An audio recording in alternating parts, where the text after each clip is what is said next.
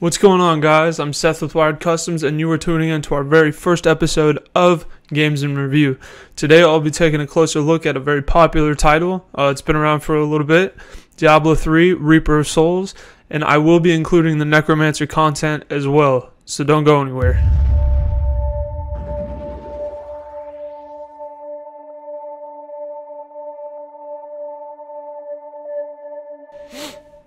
So with this being the very first episode of Games in Review, I want to give you guys sort of an expectation baseline for future videos in this series to come. So I feel like in most game reviews it's just gameplay, storyline, and that's really all you get. Well, our objective here is to completely lay everything out to give you the fullest picture we can of each game that we review. So we're talking storyline, the plot, characters, game modes, add-ons, release date, if it's alpha or beta, does it scale in ultra wide, what are the performance numbers, how well does it run. We're going to be going through every game in excruciating detail, so be prepared for that. So the lore and story of Diablo 3 is quite involved. I'm not going to go into full detail in this video as it is a lot to take in. If you're really interested in lore and the plot of the entire Diablo series, I strongly recommend you seek out another video to completely explain the lore, because there's just a lot there. But as far as Diablo 3 specifically, you play as the Nephilim, which is the main hero in the story. You team up with the fallen angel, Tyrael, and you go across the world and through heaven and through hell to defeat the prime evils and contain them in the Soul Stone. And you do this to keep them obviously from trying to overthrow heaven and the rest of the world, and to weaken Diablo's army to overthrow him. So again, there's a lot more to it, but that's pretty much the gist of it. So as you capture these demons and scale through these worlds, you level up. As you level up, you get stronger, you acquire better gear, and you also get access to new moves.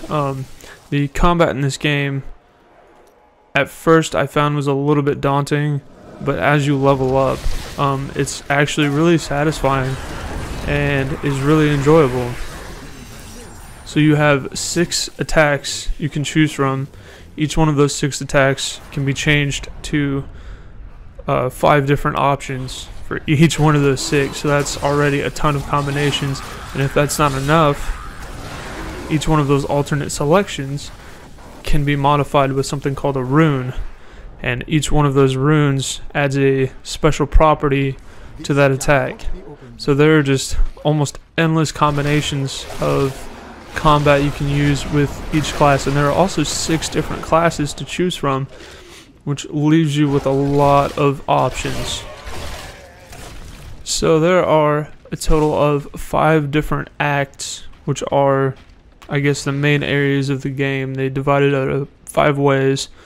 5 chapters you have to get through for the main story. The first one is New Tristram, and that's kind of this small town where things are not going well. That's where you meet Tyrael, and it's mostly just zombies coming out of the ground.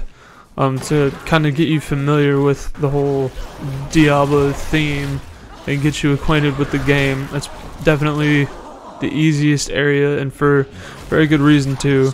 Caldeum is Act 2, and this is a desert area.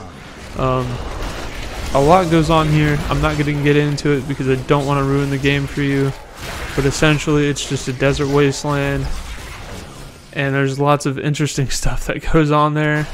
But there's just a lot of weird creatures, a lot of cultists, just a lot of stuff you gotta get through. The third act is Bastion's Keep, and this is kind of an Arctic hell wasteland. You're in the snowy mountains and you're trying to defend this fortress while battling the armies of hell. So there's a lot of snow, a lot of mountains. Act 4 is Heaven. You actually go up to heaven and get to fight demons up there as they are trying to overthrow heaven and trying to overthrow the Andurus Council, I believe is how it's pronounced. So yeah, you get to fight alongside angels up in heaven. And Act 5 is West March. Now this is a really, really intense act, and for good reason. It's the last one. It's the game finale as far as story mode is concerned. There's a lot of crazy stuff that goes on here. You start off in the city that's just set ablaze. Everything around you is on fire. You see civilians running around lit on fire. And of course there's demons everywhere. There's demons possessing soldiers' bodies and ghosts and just all kinds of chaos. And you have to go through all kinds of different mazes. There's bosses you have to defeat. And then there's a second part to it where you actually leave the city and you go to the battlefields of eternity. And you go inside some other alternate dimension and have to defeat bosses there and get through that maze. So overall, I'd say with the maps, this game definitely, if you're playing it for the first time, is incredibly intense and is bound to catch you off guard. I really enjoy the aesthetics of all the scenery. I think they did an outstanding job with these maps. A lot of these are mazes, almost entirely they're mazes. You have to figure out where to go. And they make you work for it, but not so much that it's discouraging or frustrating. You do spend a lot of time wandering around, but that's not entirely a downside because that gives you an opportunity to encounter a lot of new enemies and level up your character and get acquainted with the land around you. So I enjoy that. I think they played the maze aspect just the right amount. I don't think it's off-putting. Okay, so here we have the main game screen. There's really not much to it. You have your friends list down here. You have your collections, certain things you've acquired throughout the game that you can equip before you start the game, your basic menu, your achievements, the leaderboards, and your profile. Not really too much going on there. Here's the pre-lobby chat to the bottom left. Of course, you have your settings tab for what kind of game you want to play, whether it be linear story mode through campaign, whether you want to find bosses and seek out challenges through adventure, or if you want to do challenge rifts. Campaign, as it says here, play through the storyline of Diablo 3. Pretty cut and dry, not really much more to elaborate on there. Adventure mode, select this mode to enable different types of gameplay such as bounties and Nephilim rifts. This is essentially choose where you want to go. There's no chronological order. You can complete bounties, you can do Nephilim rifts, just complete aspects of the game as you see fit. And this is run a fixed greater rift on a unique character, beat the original time, earn rewards, and place on the leaderboard. So this essentially is a race to beat a very hard Nephilim rift, and I will elaborate on what a Nephilim rift is later on.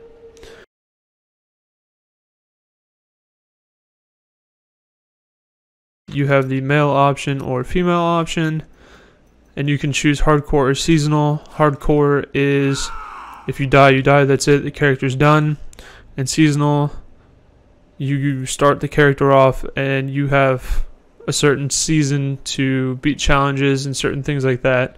You can look more into that later. I personally have never made a seasonal hero and don't know much about it, but I do know it's a pretty popular feature. So here we have the Barbarian, who is a primarily close-range melee class, great tanks. Same to be said about the Crusader. The Crusader does a good amount more healing, pretty stereotypical.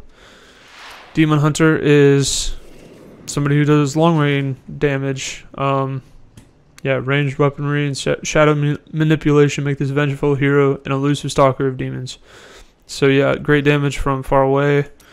Monk does pretty good close range and area of effect damage, so he's pretty good with that.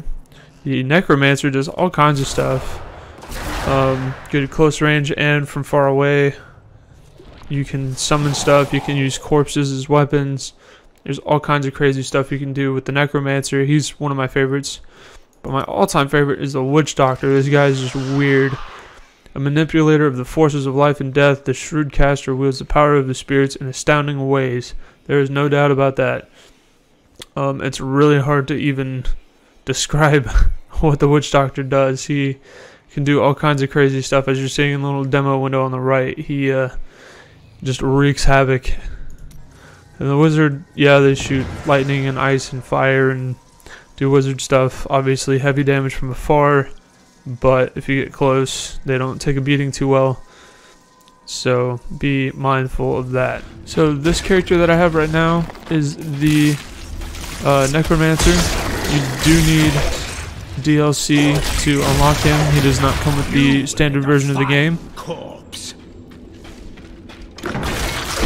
So he makes an excellent tank. He does a lot of life regen. He can deal out pretty good amounts of damage as well. I feel pretty confident playing with his class.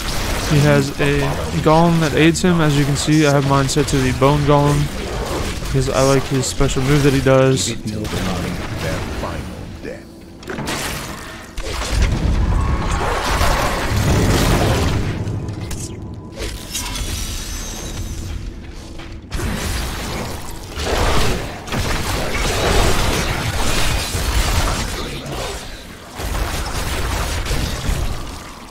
So here I am playing with the Demon Hunter.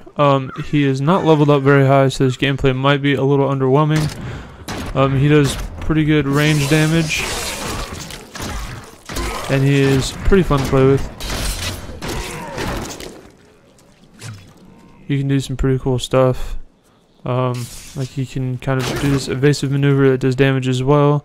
You can drop a turret down that will aid you. Set a trap that slows enemies down and hurts them, and shoot a volley of arrows that apparently are electric charged for the skill set that I have. And then of course his primary attack does this. I can throw a chakram, I believe is how it's pronounced. And those just kind of blast through him.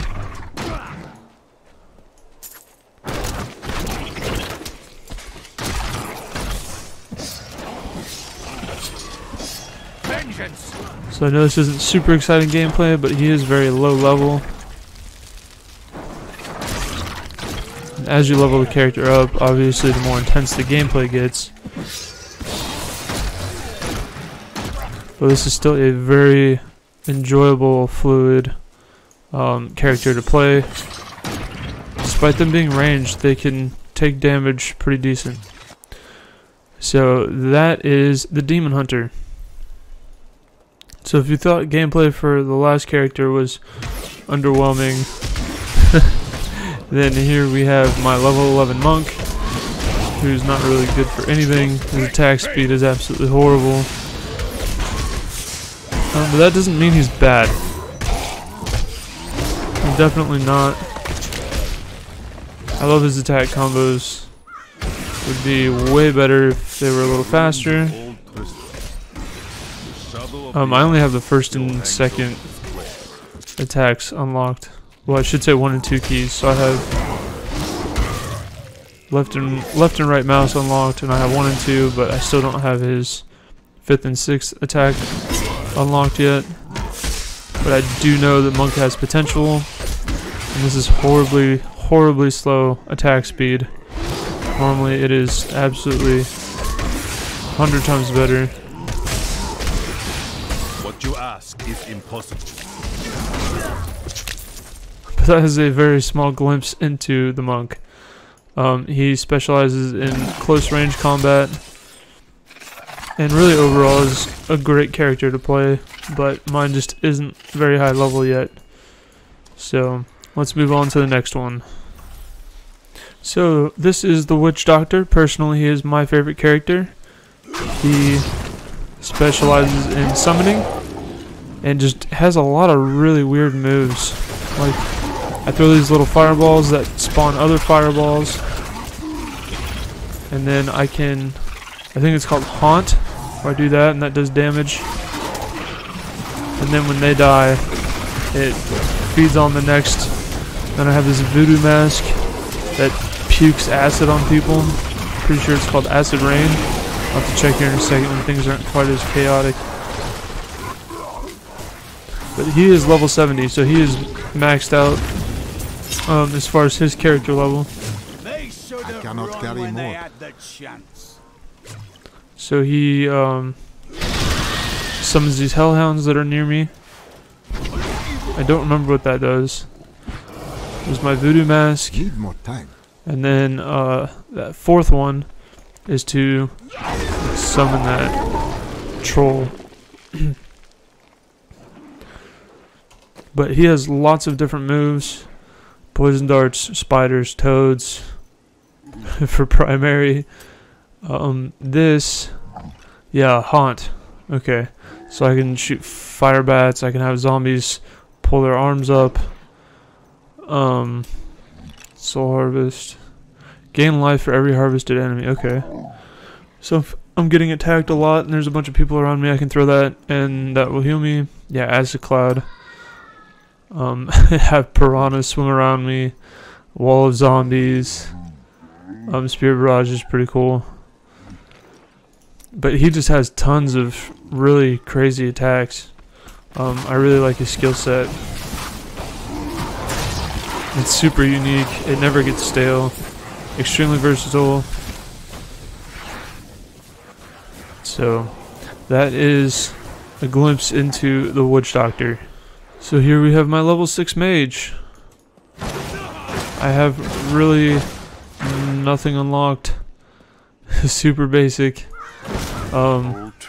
This is actually the account that I was playing with my girlfriend on co-op, but we didn't make it very far.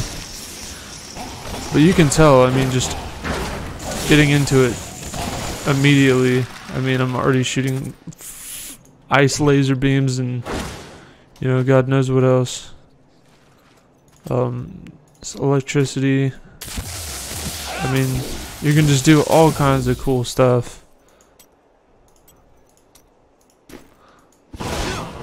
Shooting arcane orbs.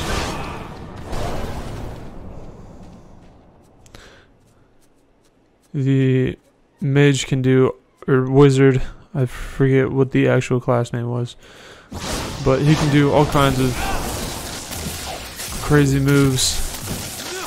He does really good damage. He's kind of hard to solo with because he doesn't take a hit too well. But he can put out damage if you have somebody to distract the enemies and take a hit from them.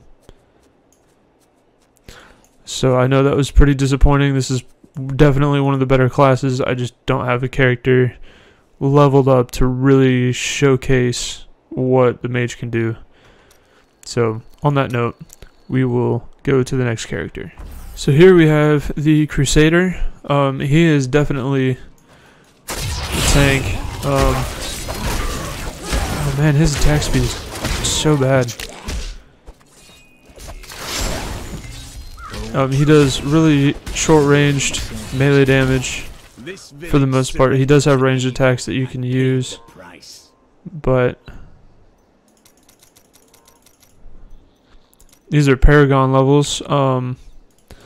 Once you have maxed out your first character, you start leveling your Paragon.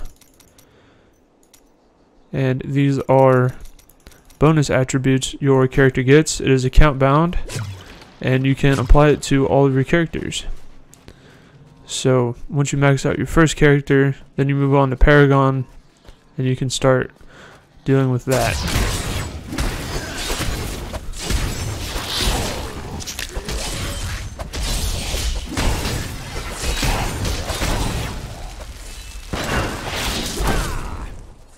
And I missed completely.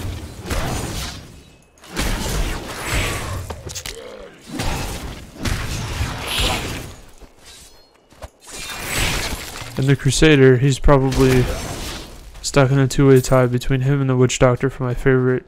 The Crusader, when he's leveled up, when he's powerful, and when he has good attack speed, he can really do some serious damage and can carry a team through the game. So he's definitely an excellent character. Really easy to learn. The mechanics of his class are pretty simple. So, moving on.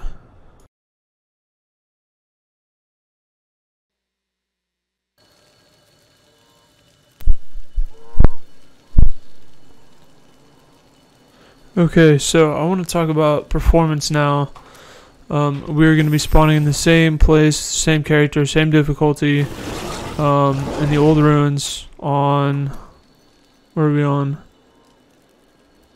Hard mode with my Necromancer, and we're just going to go through here. So you can see 3440 by 1440p. I'm getting about 120, 130 frames per second. That is not possible.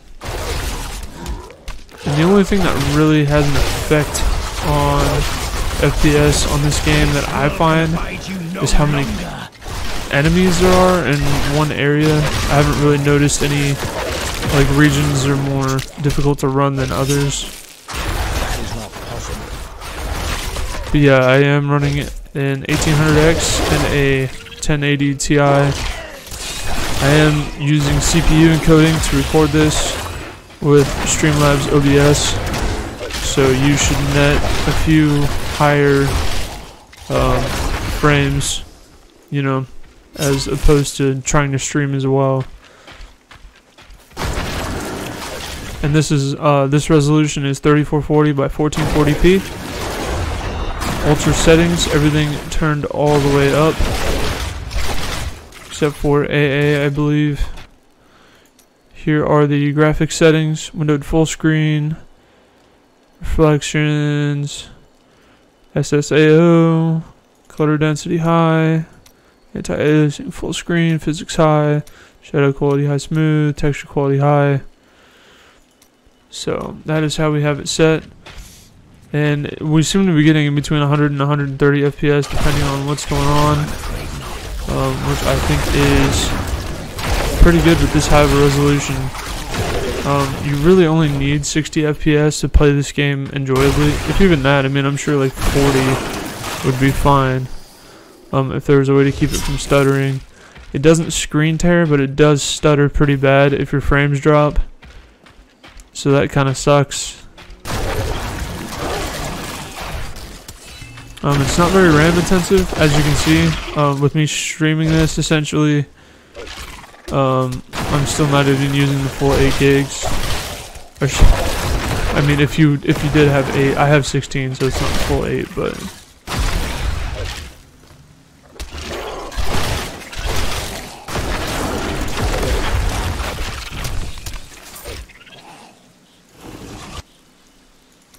Okay, now we are going to try it on a different resolution.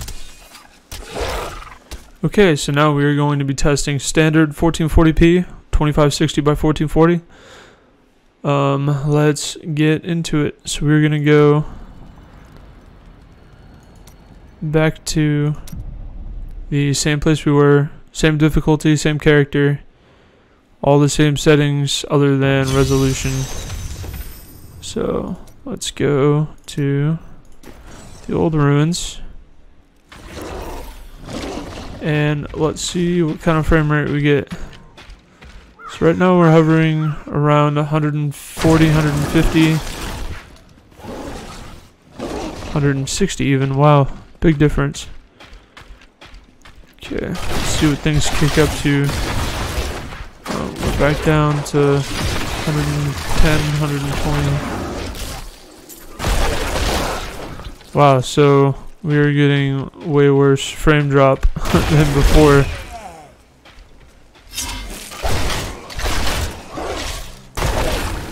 But I'm sure if you lowered anti-aliasing or something like that, you could get 144. But then again, resolution doesn't really matter, like, at all. Or resolution, I mean frame rates, on this game. It doesn't matter. Currently I'm playing with my refresh set to 60, so it doesn't stutter or do anything weird when I'm streaming or recording. And honestly, it looks fantastic. There's really no reason to go higher than 60. That would reduce load on your GPU, and that would keep temps low, so you could leave the fan pretty much off. And you would have a really, really quiet game session, and that would be really nice. So that's what I recommend. Games like this, I suggest using VSync, because there's just no point in getting all those frame rates when you don't need them. Oh, it dipped down into the 90s.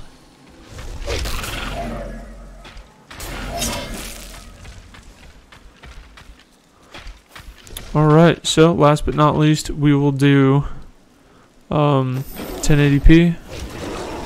Transfer back here.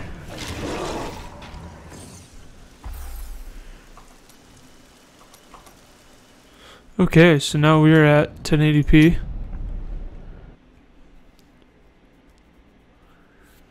And let's see what kind of frame rates it gets with 1080p.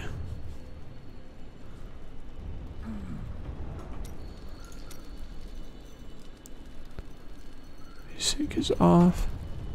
Okay, so let's go to our area and see what happens.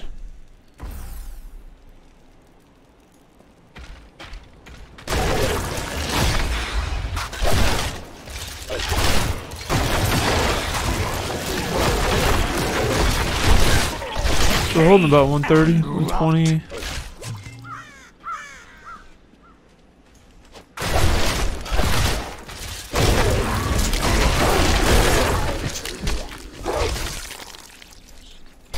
I'm afraid not.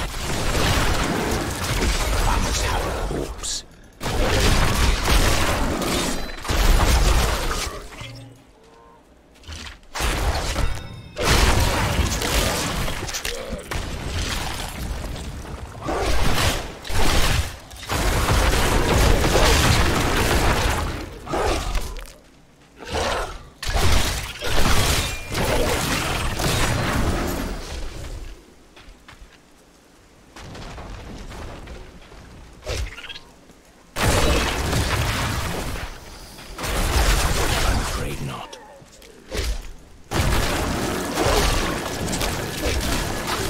These frame rates are really erratic, kind of hard to figure out.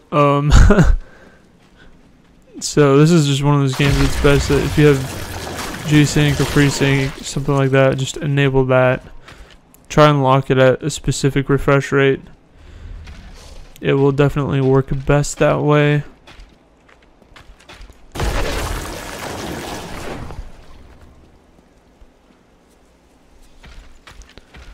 It's using just over 8 gigs of RAM. So if you were just gaming, I think 8 gigs would be fine because I don't think it would use nearly that much, you know, while you're not streaming. And CPU use, it looks like Streamlabs is using about 3% of that 16. So I don't know how many cores Diablo scales at. Let's take a look real quick. Let's see how many cores Diablo is using. So we go to performance, click on CPU, open resource monitor.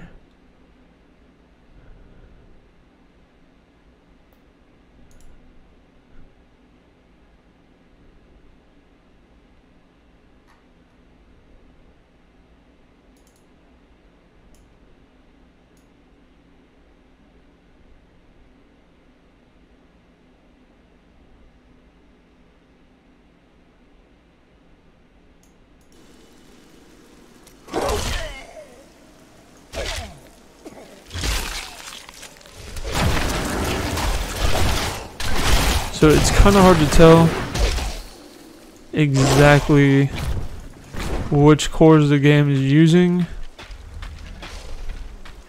looks like I want to say it's scaling on 4 out of 8 of my cores, but I'm using Streamlabs, so it kind of makes it a little hard to differentiate between what's being used and what isn't. It looks like it really just looks like one core is taking the brunt of the workload. CPU 0 on resource monitor is spiking a lot harder than all of the other ones are. So this is pretty much single core performance here. So I believe if you had an 8086K, you know, one of those guys pushing 5 gigahertz or something like that, you'd probably see way higher frame rates than me, because I'm using an 1800X at 4 gigahertz, and it's not using any of those other cores.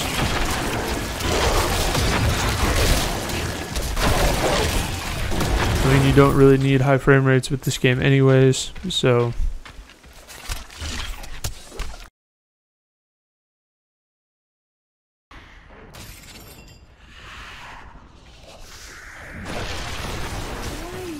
To hurt me. This is unacceptable. You will not make me bow to the likes of you.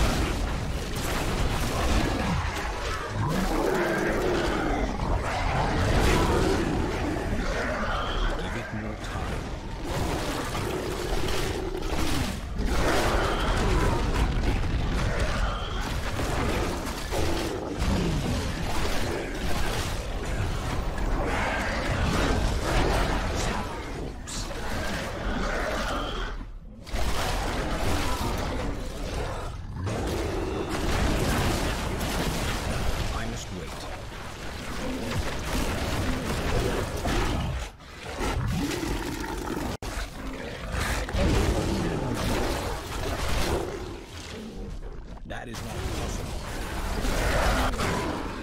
The beast is slain.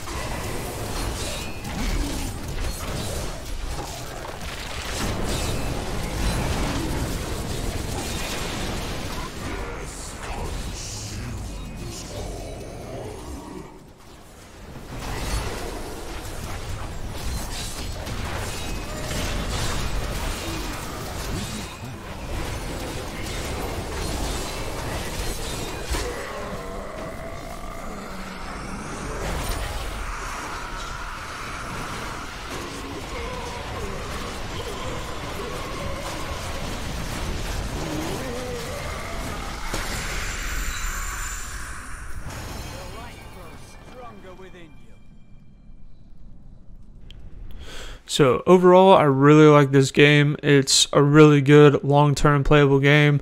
There's plenty of DLC to enjoy.